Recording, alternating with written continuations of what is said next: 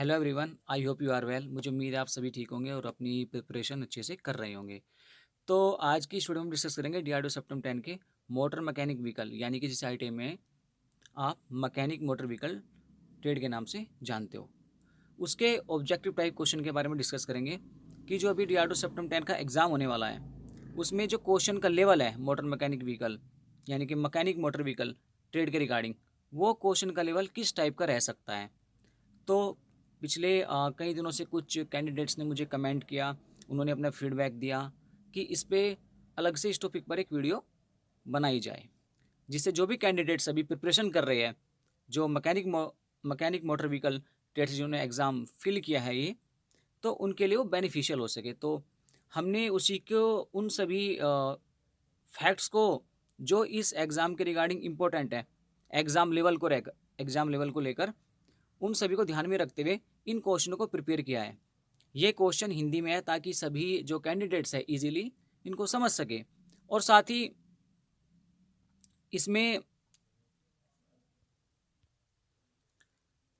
साथ ही इसमें जो क्वेश्चन है, जो हमने यहाँ पे क्वेश्चन को प्रिपेयर किया है, वे मोस्टली जो एग्जाम में आ चुके हैं।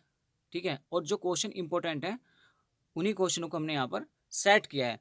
तो चलिए step by step topic wise हम क्वेश्चनों के बारे में डिस्कस करेंगे। हमने टॉपिक टॉपिक के अकॉर्डिंग ही क्वेश्चन को प्रिपेयर किया है, जिससे टॉपिक वाइज क्वेश्चनों को समझना एक आपको इजी लगे, और आपको टॉपिक वाइज क्वेश्चनों का जो लेवल है वो किस टाइप का रहेगा और किस प्रकार से क्वेश्चन आने की पॉसिबिलिटीज है वो आपको इजीली समझ आ सके। तो चलिए सबसे पहला टॉपिक है हमारा इंट्रोडक्शन ऑफ ऑटोमोबाइल, उसके बारे में डिस्कस करते हैं।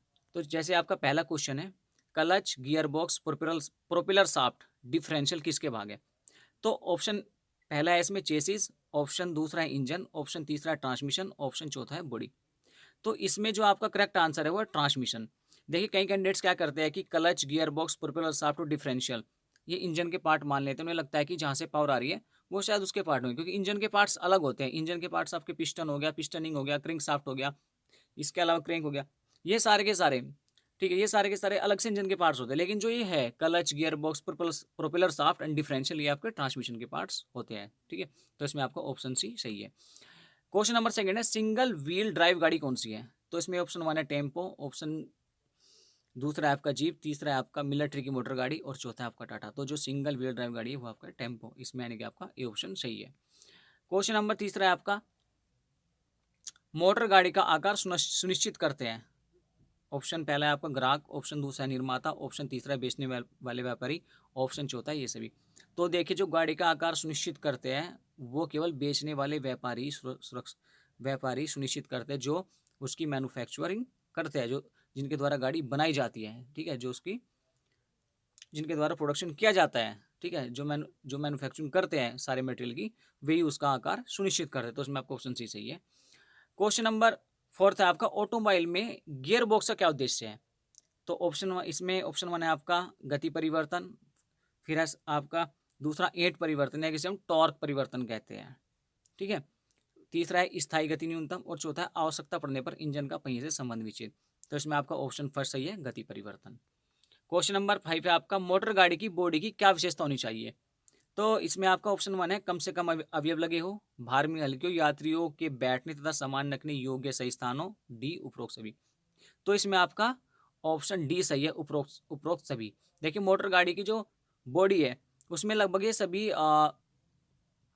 क्वालिटी होनी ही चाहिए। देखिए एक तो उसमें कम से कम अवयव लगे हो, ठीक है, भार में हल्की हो, यात्रियों के बैठने सामान रखने योग्य सही स्थान हो। तो यानी कि इसमें उपरोक्त सभी सही है, डी ऑप्शन आपका सही है। क्वेश्चन नंबर सिक्स की बात करें तो पैनल में क्या प्रयोग होता है। ठीक है, पैनल में क्या प्रयोग, देखिए rubber solution, GI sheet, plastic paint, ये सभी। तो इसमें आपका ऑप्शन डी सही है। जो पैनल होता है, पूरा का पूरा पैनल आपने देखा होगा, तो उस पैनल में रबर भी लगी होती है, जीआई सीट भी होती है और पेंट भी उस पर यूज किया होता है। तो इसमें ऑप्शन डी सही है।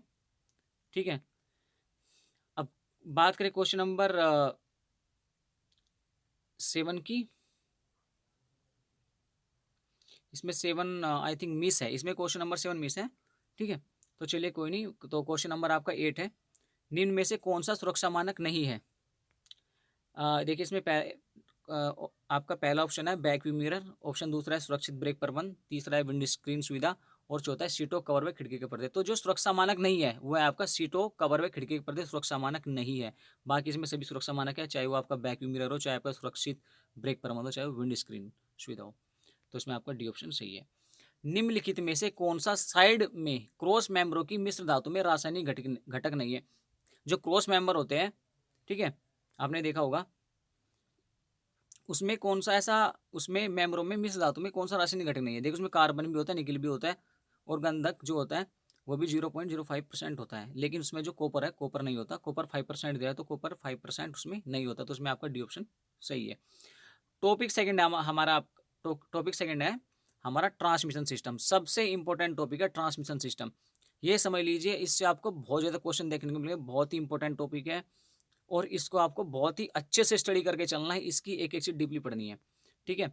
वैसे तो आपको सभी पढ़ना है, सभी को अच्छे से एनालिसिस करके पढ़ के स्टडी करके चलना है, लेकिन ट्रांसमिशन सिस्टम क्योंकि मोटर मैकेनिक व्हीकल की दृष्टि से काफ़ी इंपॉर्टेंट हो जाता है, क्योंकि मोस्टली इसमें जितने भी आपके ट्रांसमिशन सिस्टम है वो सभी सारी की सारी आती है, चाहे वो आपका गियर हो, क्लच हो, ठीक है, प्रोपेलर शाफ्ट हो, डिफरेंशियल हो, ठीक है।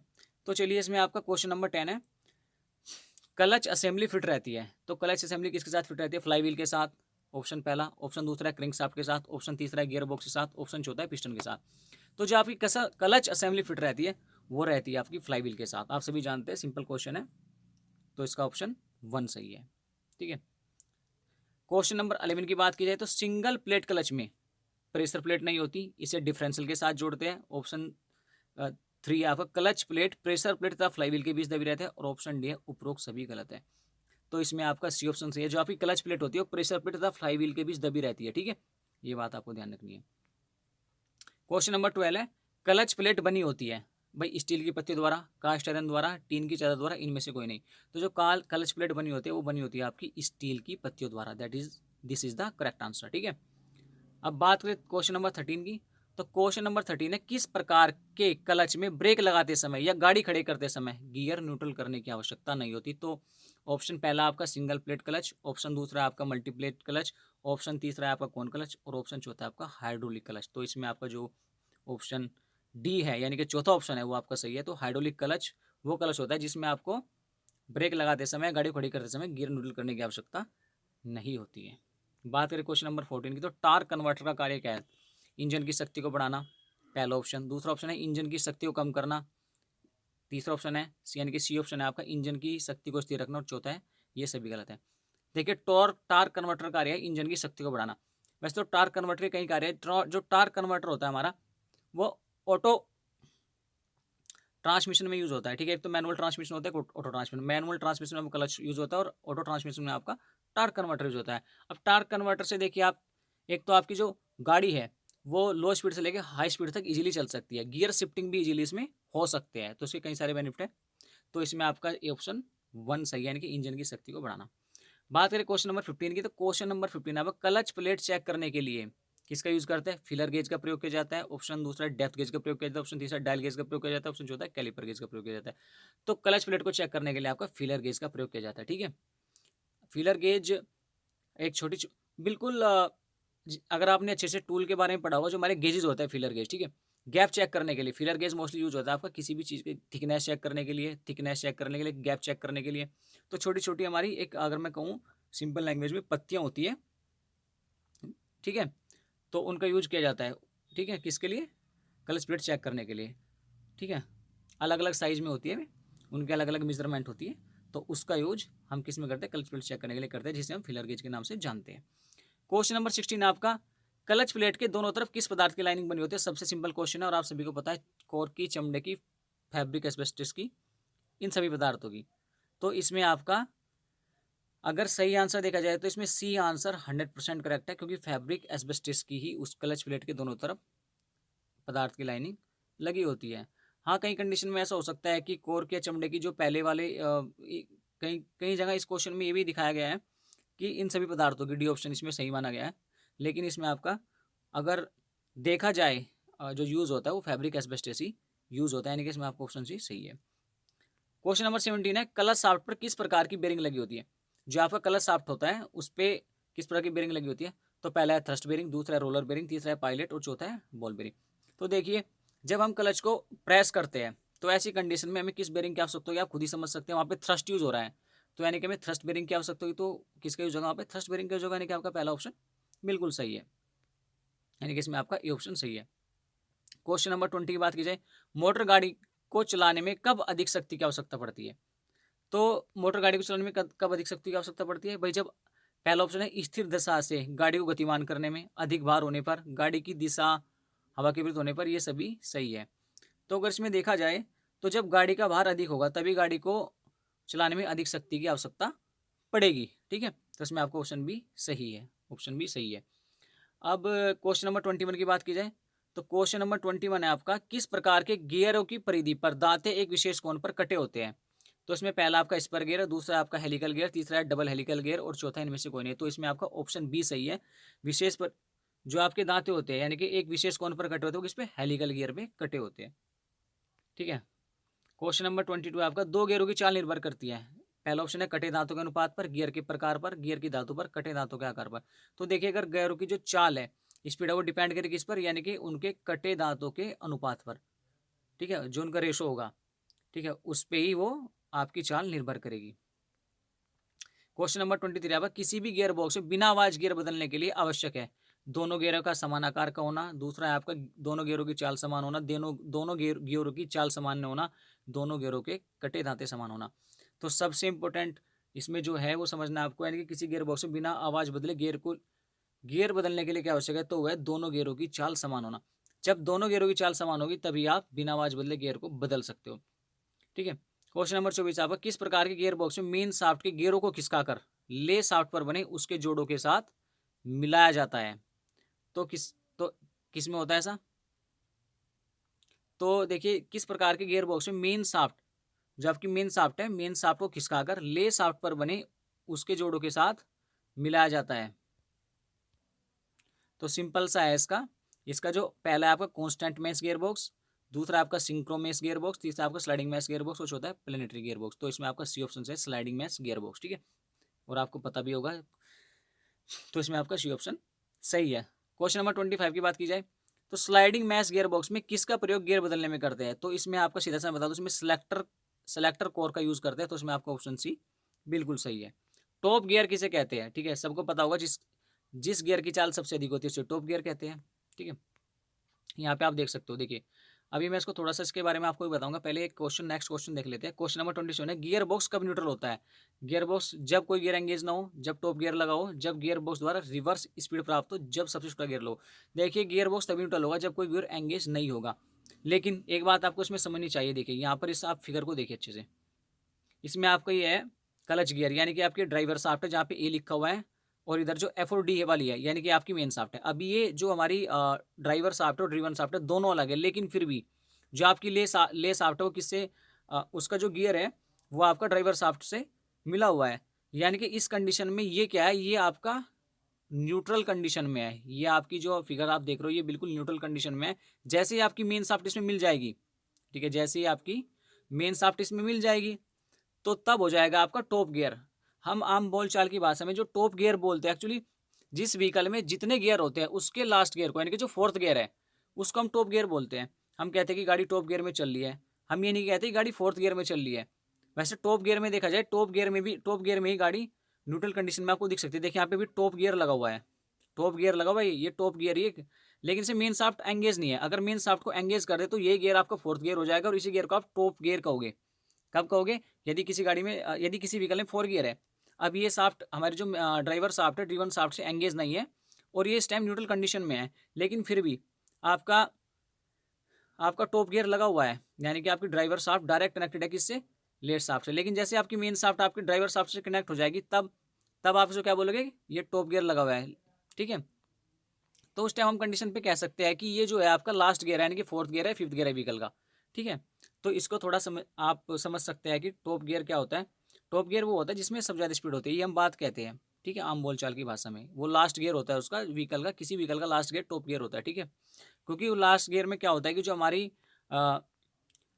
ड्राइवर शाफ्ट की जो स्पीड होती है वो डायरेक्टली एंगेज हो जाती है किससे? मेन शाफ्ट से, ठीक है। ये समझना आपको, इस फिगर से आप थोड़ा आइडिया ले लीजिए। तो चलिए बढ़ते हैं नेक्स्ट क्वेश्चन की ओर।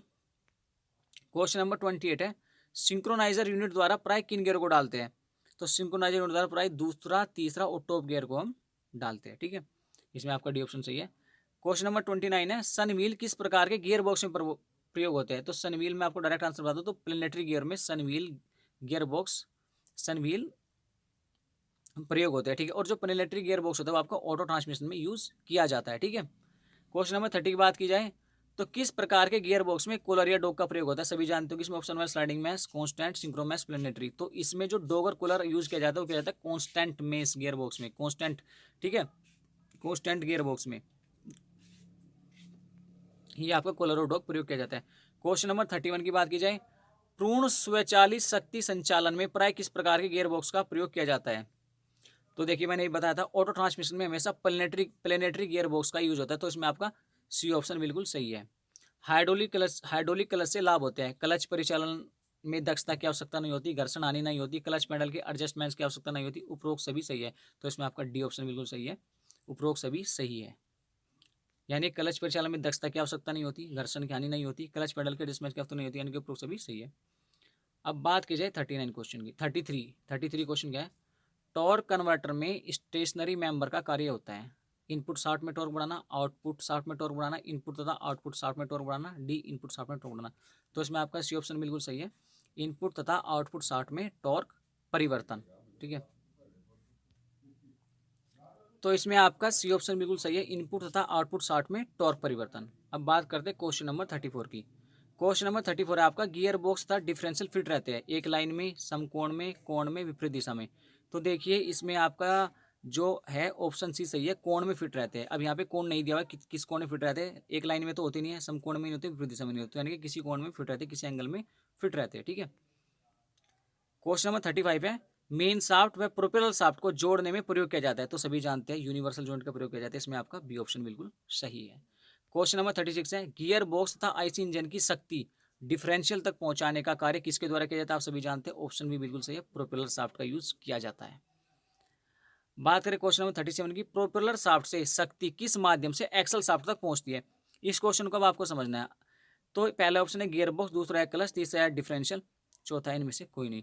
तो समझिए, प्रोपेलर शाफ्ट से शक्ति किस माध्यम से एक्सल शाफ्ट तक पहुंचती है, यानी कि गियर बॉक्स से जो हमें पावर मिली वो प्रोपेलर शाफ्ट तक आई। अब प्रोपेलर शाफ्ट से एक्सल शाफ्ट, यानी कि जो हमारा रियर व्हील है, ठीक है, वहां तक पावर कही जाएगी, तो हो जाएगी डिफरेंशियल के माध्यम से, क्योंकि प्रोपेलर शाफ्ट जो होगी वो कनेक्ट होगी आपकी डिफरेंशियल, और डिफरेंशियल से पावर जाएगी आपकी एक्सल शाफ्ट में। तो इसमें आपका सी ऑप्शन सही है। क्वेश्चन नंबर 38 की बात की जाए तो 38 आपका क्रॉस टाइप जॉइंट में क्रॉस के चारों सिरों पर कैप के अंदर फिट रहता है, ball bearing, Bush, needle roller, taper roller. तो बुश फिट रहता है, वे भी ब्रोंज के बुश होते हैं। तो इसमें आपका बी ऑप्शन बिल्कुल सही है, यानी कि जो क्रॉस टाइप जॉइंट होता है उसके क्रॉस के चारों ओर कैप में बुश फिट रहते हैं, ठीक है, जो ब्रोंज के बुश होते हैं। तो इसमें आपका बी ऑप्शन बिल्कुल सही है।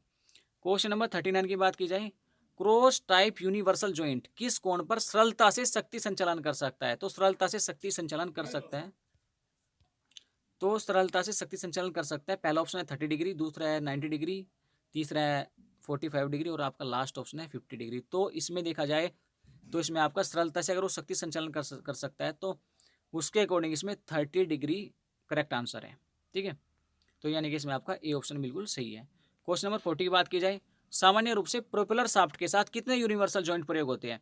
देखिए जो व्हीकल होते हैं, जो छोटे व्हीकल होते हैं, जैसे आपका कार हो गया, टेम्पो हो गया, इनके जो छोटे व्हीकल है उसमें जनरली 2 यूनिवर्सल जॉइंट प्रयोग होता है। लेकिन कभी कभी जैसे हमारा ट्रक हो गया, जो बड़ी व्हीकल है, ठीक है, वहाँ पर जनरली 3 भी यूनिवर्सल जॉइंट प्रयोग होता है। लेकिन हमने सामान्यतः की बात की तो उसमें आपका सी ऑप्शन बिल्कुल सही है, यानी कि सामान्यतः 2 यूनिवर्सल जॉइंट प्रोपेलर शाफ्ट के साथ प्रयोग किए जाते हैं। आपका इसमें सी ऑप्शन बिल्कुल सही है। क्वेश्चन नंबर 41 में आपका गियर बॉक्स के प्रयोग से प्राप्त होता है। तो गियर बॉक्स के प्रयोग से क्या प्राप्त होता है भाई? सबसे पहला है गियर लीवरेज, दूसरा आपका अधिक टॉर्क यानी कि, तीसरा आपका अधिक स्पीड, डी है इनमें से कोई नहीं। तो इसमें आपका ऑप्शन सी से अधिक स्पीड में गियर बॉक्स से प्राप्त होती है। क्वेश्चन नंबर 41 है, टायर के ग्रेड का आधार क्या होता है? ठीक है, भार, चाल, प्रयोग की स्थिति, ये सभी। तो देखिए जब हम टायर के ग्रेड का आधार निश्चित करते हैं तो उसमें तीनों ही कंडीशन को ध्यान में रखा जाता है, भार क्या होगा, स्पीड क्या होगी, उसके प्रयोग होने की कंडीशन क्या है। तो यानी कि इसमें आपका डी ऑप्शन सही, यानी कि ये सभी सही है, यानी कि इसमें आपका डी ऑप्शन सही है। टायरों में कट आदि लगाने की प्रक्रिया क्या कट लगाने पर क्या क्रिया की जाती है, ठीक है, जब टायरों में कट लगाते हैं तो क्या क्रिया की जाती है। पहला वेल्डिंग, दूसरा टायर बदला जाता है, तीसरा वेल्केनाइजिंग, चौथा आपका डीन में से कोई नहीं। तो इसमें आपका जो ऑप्शन है वो सी सही है, यानी कि वेल्केनाइजिंग की जाती है। टायरों में कट आदि लगाने पर क्या क्रिया की जाती है, तो वो की जाती है वेल्केनाइजिंग, ठीक है। क्वेश्चन नंबर 43 है, टायर रोटेशन से क्या लाभ है। तो पहला ऑप्शन है टायर कम चलता है, टायर बिल्कुल नहीं घिसता, टायर की आयु बढ़ जाती है, इनमें से कोई नहीं। तो देखिए जो टायर रोटेशन होता है उसका जो मुख्य लाभ है वो है टायर की आयु से थोड़ी बहुत बढ़ जाती है। तो इसमें आपका ऑप्शन सी सही है। क्वेश्चन नंबर 44 की बात की जाए, टायर के घिसने के क्या कारण हो सकता है। टायर के घिसने का क्या कारण हो सकता है, तो पहला ऑप्शन है पहियों में उचित हवा का न होना, दूसरा है आपका टायर रोटेशन न करना, तीसरा है व्हील रिम का टेढ़ा होना और चौथा है ये सभी।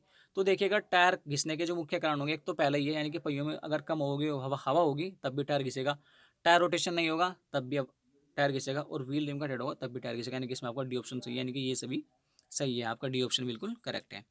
टायर बनाने के लिए प्रयोग किए जाते हैं रबर, सूत, तार, ये सभी। तो टायर टायर बनाने के तो सभी चीजें यूज की जाती है, यानी कि इसमें आपका डी ऑप्शन सही है, यानी कि ये सभी सही है। क्योंकि आपने देखा होगा अगर आप किसी टायर को लेते हो तो उसके अंदर वायर भी होते हैं, ठीक है, जिससे टायर को क्या होता है अलग से एक स्ट्रेंथ मिल जाती है, ठीक है। तो तार भी यूज होता है, सूत भी होता है, रबर भी यूज होता है, तीनों चीज यूज होती है, तो यानी कि इसमें डी ऑप्शन सही है, यानी कि ये सभी सही है।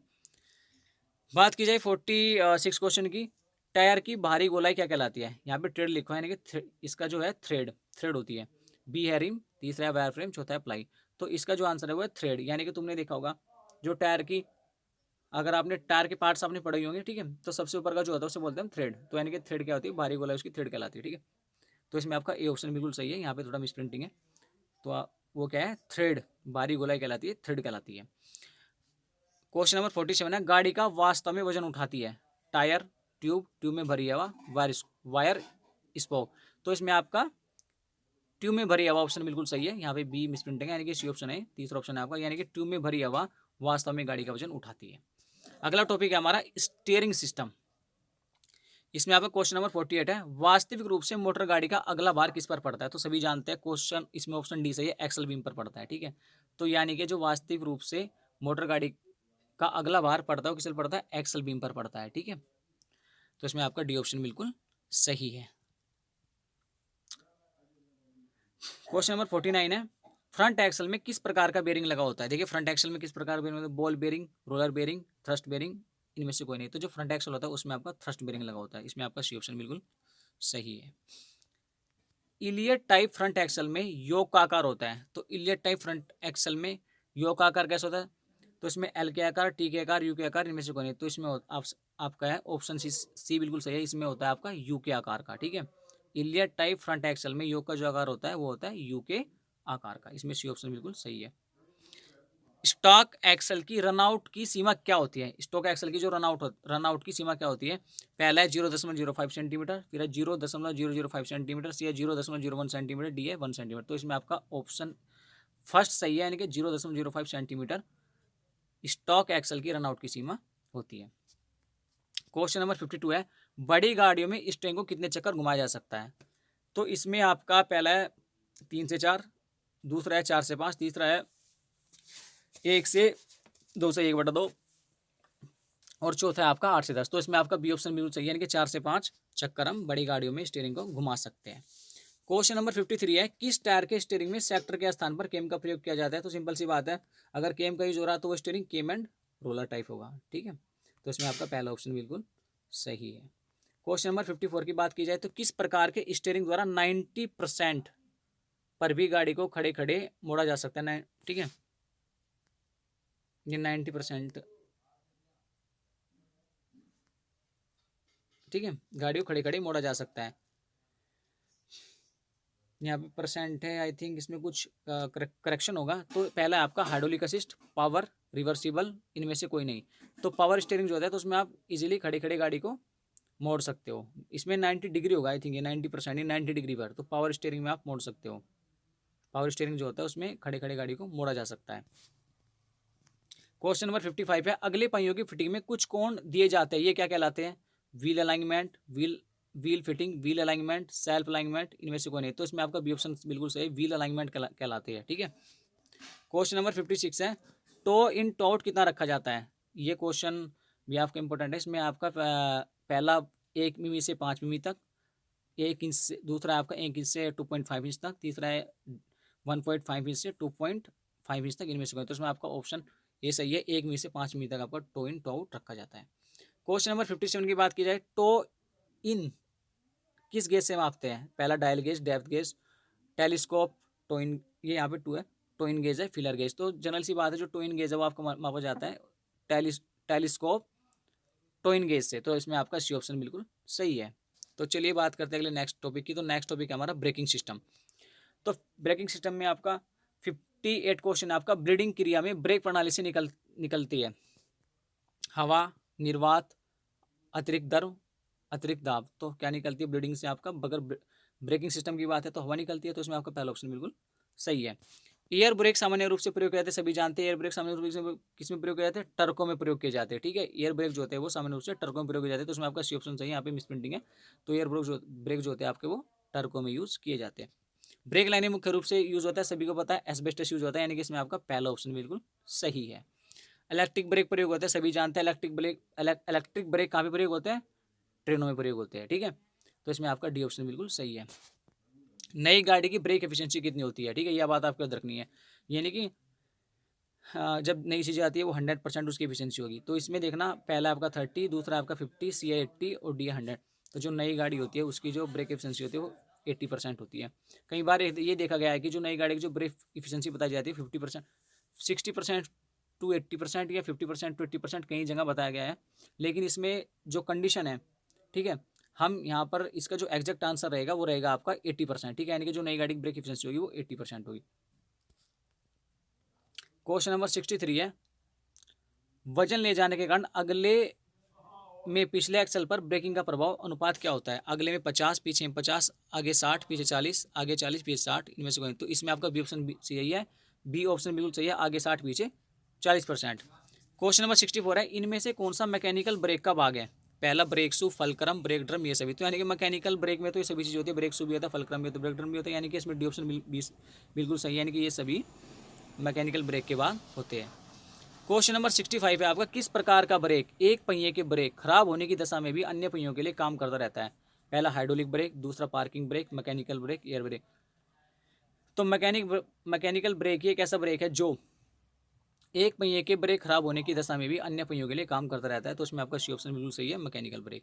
क्वेश्चन नंबर 66 है आपका, किसके द्वारा हाइड्रोलिक फ्लूइड का प्रेशर बनाकर व्हील सिलेंडर तक भेजा जाता है? पहला brake drum, brake plate, master cylinder, इनमें से कोई नहीं। तो इसमें आपका सी ऑप्शन बिल्कुल सही है, मास्टर सिलेंडर के द्वारा आपका हाइड्रोलिक फ्लूइड का प्रेशर बनाकर व्हील सिलेंडर तक भेजा जाता है, तो सी ऑप्शन इसमें बिल्कुल सही है।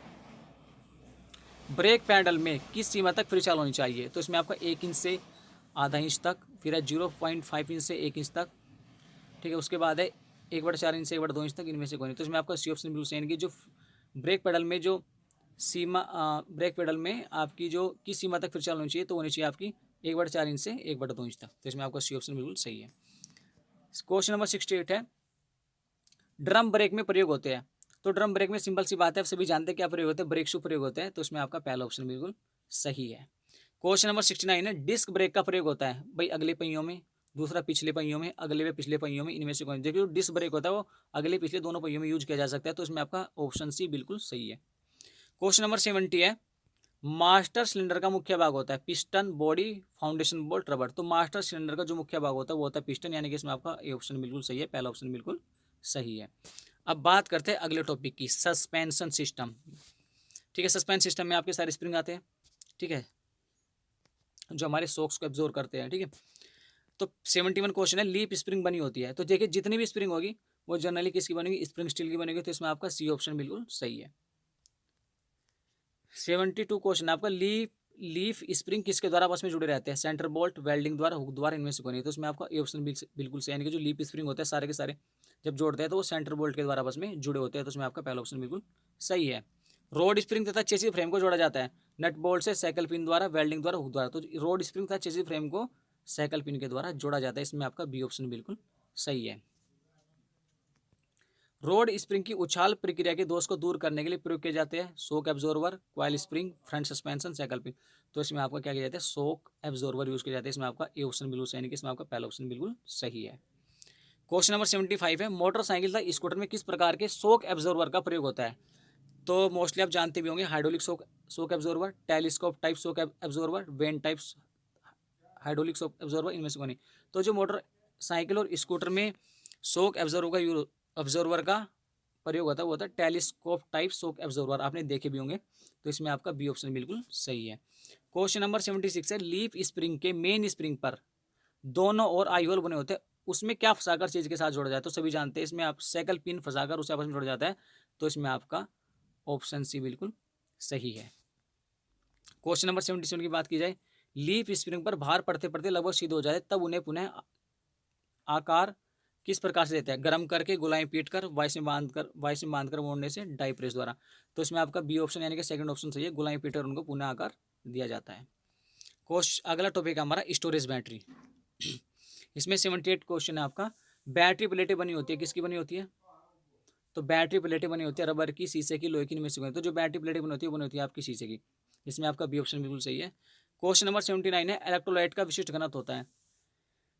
तो पहला आपका 1.260 से 1.280 तक। दूसरा ऑप्शन है आपका 0.250 से 0.280 तक। तीसरा ऑप्शन है आपका 1.0050 से 1.000 तक। फिर आपका डी ऑप्शन है आपका 1.200 से लेके 1.280 तक। ठीक है, तो इसमें आपका पहला ऑप्शन बिल्कुल सही है। जो आपका इलेक्ट्रोलाइट का विशिष्ट घनत्व होता है वो आपका होता है 1.260 से 1.280 तक। तो पहला ऑप्शन बिल्कुल सही है। क्वेश्चन नंबर 80 है, मोटर गाड़ी में किस प्रकार की बैटरी प्रयोग होती है? तो मोटर गाड़ी में जनरली आप सभी जानते हैं, इसमें आपका डी ऑप्शन बिल्कुल सही है, लेड एसिड बैटरी मोटर गाड़ी में प्रयोग की जाती है। डी ऑप्शन बिल्कुल सही है।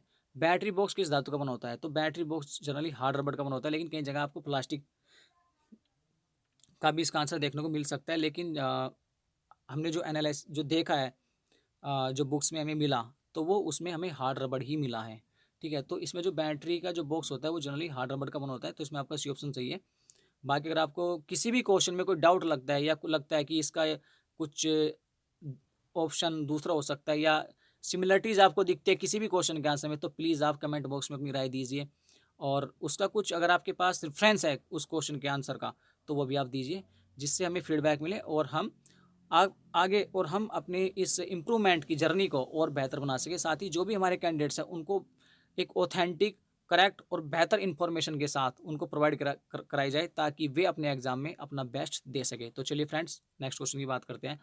क्वेश्चन नंबर 82 है, मोटर गाड़ी में बैटरी कैसे चार्ज होती है? भाई सभी जानते हैं, इसका आंसर है पहला, डायनोमो से चार्ज होती है। ठीक है।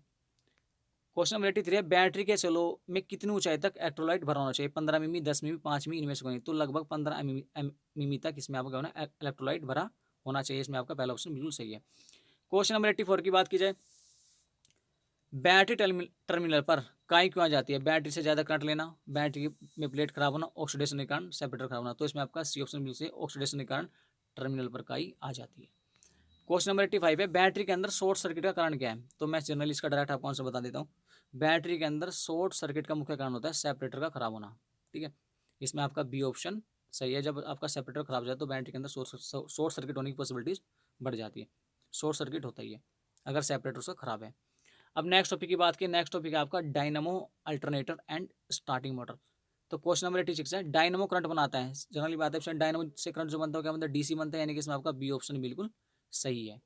डायनामो के बुश बने होते हैं, तो डायरेक्ट आंसर मैं आपको बता दूं, तो जो डायनामो के बुश बने होते हैं वो होते हैं कार्बन के। क्वेश्चन नंबर 88 है, डायनामो के मुख्य भाग होता है आर्मेचर व फील्ड कॉइल, कम्यूटेटर व कार्बन बुश, बॉडी व साइड कवर, ये सभी। तो जो डायनामो के मुख्य भाग होते हैं वो क्या होते हैं? आर्मेचर व फील्ड कॉइल। ठीक है,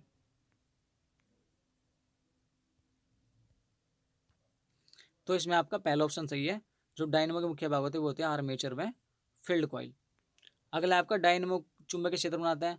तो इसमें आपका पहला ऑप्शन बिल्कुल सही है, फील्ड कॉइल द्वारा चुंबकीय क्षेत्र डायनामो बनाता है। अल्टरनेटर के एसी को डीसी में बदलते हैं। पहला है बैटरी चार्जर द्वारा, रेक्टिफायर द्वारा, सुपर चार्जर द्वारा, डी इनमें से कोई नहीं। तो अल्टरनेटर के एसी को डीसी में बदलने के लिए रेक्टिफायर का यूज किया जाता है। तो उसमें आपका बी ऑप्शन बिल्कुल सही है, दूसरा ऑप्शन बिल्कुल सही है, यानी कि रेक्टिफायर द्वारा एसी को डीसी में बदला जाता है। अल्टरनेटर में रेगुलेटर प्रयोग होता है, बैटरी के स्थान पर, अल्टरनेटर के साथ, अन्य स्थान पर कहीं भी नहीं। तो जो अल्टरनेटर में रेगुलेटर प्रयोग होता है तो वो अन्य स्थान पर प्रयोग होता है। तो उसमें आपका सी ऑप्शन बिल्कुल सही है। डायनामो तथा अल्टरनेटर द्वारा बैटरी चार्ज न करने का सामान्यकरण होता है। भाई देखिए, इसमें पहला ऑप्शन है फेन बेल्ट का ढीला होना, बुश का ढीला होना, कार्बन का ढीला होना, इनमें से कोई नहीं। देखिए कई बार इसमें जो कैंडिडेट है वो कंफ्यूज हो जाता है, ऑप्शन ये लगा दें कि भाई बुश ढीला होगा तो बैटरी चार्ज नहीं हुई, कार्बन का ढीला होगा तो बैटरी चार्ज नहीं हुई। लेकिन जो इसका सामान्यकरण है, सामान्यकरण की बात की उसने, जो सामान्यकरण फैन बेल्ट का ढीला ढीला होना। अगर फैन की बेल्ट ढीली होगी तो क्या डायनामो मूव कर पाएगा? सोचिए इस बात को। तो जो उसका सामान्यकरण है वो है फैन बेल्ट का ढीला होना, तो उसमें आपका ए ऑप्शन बिल्कुल सही है। क्वेश्चन नंबर 93 है, अल्टरनेटर के चुंबकीय क्षेत्र उत्पन्न होता है। तो सीधी सी बात है, जो अल्टरनेटर का चुंबकीय क्षेत्र उत्पन्न होता है वो होता है रोटर में, तो इसमें आपका ए ऑप्शन बिल्कुल सही है। अल्टरनेटर के स्टेटर में लपेटों की संख्या कितनी होती है? तो अल्टरनेटर के स्टेटर में जो लपेटों की संख्या होती है वो होती है आपकी 3, ठीक है, लपेटों की संख्या 3 होती है। क्वेश्चन नंबर 95 है, अल्टरनेटर में प्रयोग होने वाले डायोडों की संख्या कितनी होती है? 1, 2, 3, 4। तो अल्टरनेटर में प्रयोग होने वाले डायोडों की संख्या होती है, इसमें 4 दिया हुआ है लेकिन 6 होती है। अल्टरनेटर में जो डायोड प्रयोग होते हैं उनकी संख्या लगभग 6 होती है। अगर इसमें नहीं है तो इसमें 4 ऑप्शन सही माना जाएगा, लेकिन जो संख्या होती है वो 6 होती है। इसमें 6 इसका बिल्कुल करेक्ट आंसर है। इसमें नहीं है, शायद मिसप्रिंट हो सकता है, लेकिन इसका 6 आंसर सही है। अगर 6 नहीं हुआ तो फिर तो आप चाहे लगाओगे, लेकिन वैसे 6 है उसका, 6 इज द करेक्ट आंसर, ठीक है, जो उसके डायोड यूज होते हैं। अब बात कीजिए 96 क्वेश्चन की, तो स्टार्टर मोटर होती है, क्या होती है आपकी? Magnetic mount, series mount, shunt mount, series व शंट माउंट।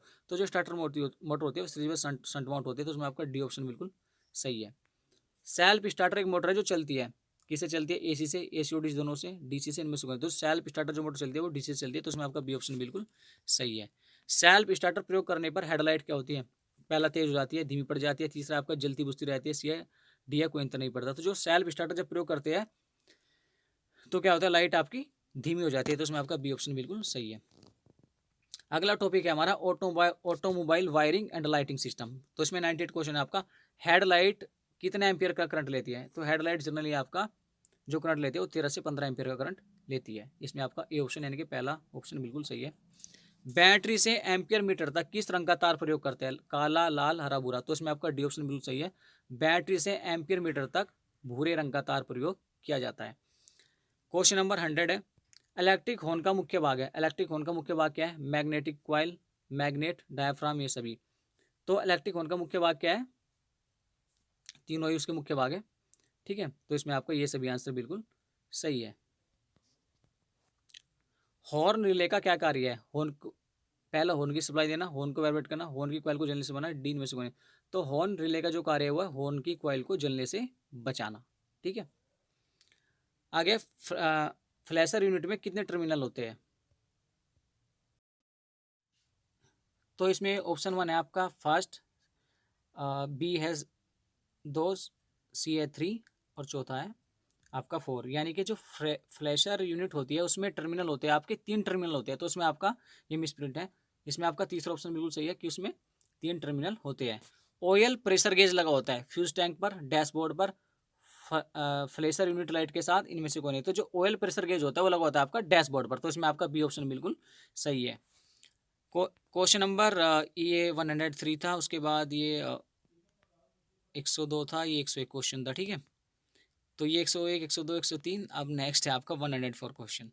104 क्वेश्चन आपका, हेडलाइट की एडजस्टिंग किससे की जाती है? रिफ्लेक्टर द्वारा, बल्ब द्वारा, एडजस्टिंग स्क्रू द्वारा या ग्लास द्वारा? तो इसमें आपका सी ऑप्शन बिल्कुल सही है। हेडलाइट की जो एडजस्टिंग होती है वो आपकी एडजस्टिंग स्क्रू द्वारा की जाती है। क्वेश्चन नंबर है आपका 105, 105 क्वेश्चन आपका, टेल लाइट में किस प्रकार के बल्ब का प्रयोग होता है? Festoon type bulb, screw type bulb, pre focus type bulb, bayonet type bulb. तो फ्रेस्टून टाइप बल्ब का प्रयोग होता है, यानी कि इसमें आपका ऑप्शन बिल्कुल सही है। क्वेश्चन नंबर है 106, सर्किट में फ्यूज क्यों लगाया जाता है? तो सभी जानते हैं, इसमें आपका बी ऑप्शन बिल्कुल सही है, सर्किट को अधिक करंट से सुरक्षित रखने के लिए, ठीक है, सर्किट को अधिक करंट से सुरक्षित रखने के लिए उसमें फ्यूज लगाया जाता है। क्वेश्चन नंबर 107 है, ओडोमीटर बताता है। तो सभी जानते हैं ओडोमीटर क्या बताता है? गाड़ी की कुल चली गई दूरी। तो इसमें आपका सी ऑप्शन बिल्कुल सही है। तो डियर फ्रेंड्स, ये थे डियाडो सेप्टम 10 के मैकेनिक मोटर व्हीकल ट्रेड के रिगार्डिंग ऑब्जेक्टिव टाइप क्वेश्चंस, ठीक है। ये क्वेश्चंस हमने काफ़ी एनालिसिस करने के बाद ही प्रिपेयर किया, ये नहीं कि हमने इनको ऐसे ही प्रिपेयर किया है। हमने कई बुक्स को देखा है और इसमें आईटी और डिप्लोमा लेवल दोनों की ही बुक्सों को देखकर और उन्हें एनालिसिस करके इन क्वेश्चन को प्रिपेयर किया है, ताकि इन क्वेश्चनों से आप एग्जाम में आने वाले क्वेश्चनों के लेवल का एक आइडिया आपको मिल जाए, जिससे आप एग्जाम में जाने से पहले अपने आप को एक कॉन्फिडेंट फील करें और अच्छे से आप अपने एग्जाम में स्ट्रेटजी बनाकर, ठीक है, क्वेश्चन कैसे करने हैं तो क्वेश्चनों को ईजिली वहाँ पर कर सके और आप अपना सिलेक्शन ले सके। तो डियर फ्रेंड्स, अगर अभी भी आपको इन क्वेश्चनों में किसी भी क्वेश्चन में कहीं पर कोई भी डाउट लगा है और आपको लगा कि इन क्वेश्चनों में सिमिलरिटीज़, इन क्वेश्चनों के आंसर में सिमिलरिटीज़ थी, या ये क्वेश्चन का आंसर ये नहीं हो सकता, इसका नियरेस्ट को आंसर ये हो सकता है, तो डियर फ्रेंड्स आप अपनी राय कमेंट बॉक्स में दें और कमेंट बॉक्स में क्वेश्चन को टाइप करें और अपने उस क्वेश्चन का जो आपको लगता है उसका आंसर हो सकता है वो आंसर लिखें और उसका रेफरेंस भी दें कि ये क्यों हो सकता है इसका आंसर, उसकी जानकारी भी आप अगर प्रोवाइड कराएंगे तो ये भी हमारे लिए एक बेहतर विकल्प होगा।